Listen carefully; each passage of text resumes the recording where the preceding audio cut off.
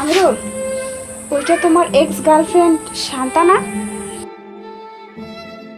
হ্যাঁ, দেখে তো তাই মনে হচ্ছে, কিন্তু এই জায়গা ভিক্ষা কেন করতেছে? চলো তো গিয়ে দেখি। তুমি এখানে এখানে ভিক্ষা কেন করতেছো? আমিরুল, তুমি তুমি একই বানিয়ে রাখছো চেহারার।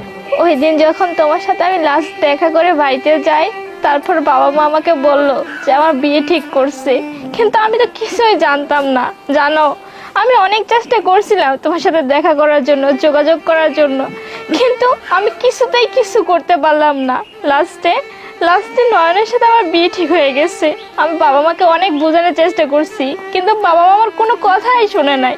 বাধ্য হয়ে ওই ছেলেকেই আমাকে বিয়ে করতে হলো। আমি কি করব বলো, আমার তো কিছু করারই ছিল না। কিন্তু বিয়ের পর এক সপ্তাহ না যেতেই ওর আসল চেহারাটা আমি জেনে ফেলছি। জানতে পারি ও বিয়ে করছে, ওর একটা আগের বউ ছিল। তারপর আমি ওকে অনেক বোঝানোর চেষ্টা করছি যে যা করছোই, এখন তুমি এক কাজ করো, ওকে ডিভোর্স দিয়ে নতুন করে আমাদের সাথে জীবনটা শুরু করো। কিন্তু ও আমার কোনো কথাই শুনলো না। আরো জানো কি করছে?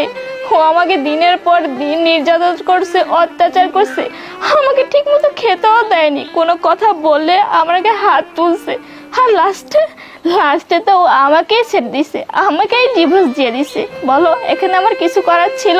তোমার একটা ভুলের কারণে আজ এই অবস্থা। তুমি যদি সঠিক সময়ে সঠিক সিদ্ধান্ত নিতে, তাহলে এই অবস্থা হতো না। হ্যাঁ, তুমি ঠিকই কথা বলছো। আরে, এটা পিয়ানা আমাদের সাথে একসাথে কলেজে পড়তো। হ্যাঁ বিয়ে করছো ওকে? হ্যাঁ, পিয়ার সাথে বিয়ে হয়ে আমার পুরো জীবনটাই বদলে গেছে। তুমি তোমার লাইফে অনেক খুশি, তাই না? যদি পারো তাহলে আমাকে মাফ করে দিও। অলরেডি মাফ করে দিছি। তুমি যদি আমার লাইফ থেকে না যেতে, তাহলে আমি প্রিয়াকেও পেতাম না। হ্যাঁ, ভালোই করেছো, নিজের জীবনটা নিজের মতো করে গুছিয়ে নিয়েছো। তোমাকে আজকে একটা অনুরোধ করব, প্রিয়া না খুব ভালো একটা মনের মানুষ, ওকে কখনো কষ্ট দিও না। আর প্রিয়া শোন না, আমিনুল চাইলেও না হয়তো বা আগের মতো হতে পারবে না। আমি আগের মতো চাইও না, আমার কপালে যা আছে তা তো হয়ে গেছে। আর আমিনুল, তুমিও একটা কথা দাও, প্রিয়াকে কখনো কষ্ট দেবে না, তুমি সবসময় সুখে থাকবে।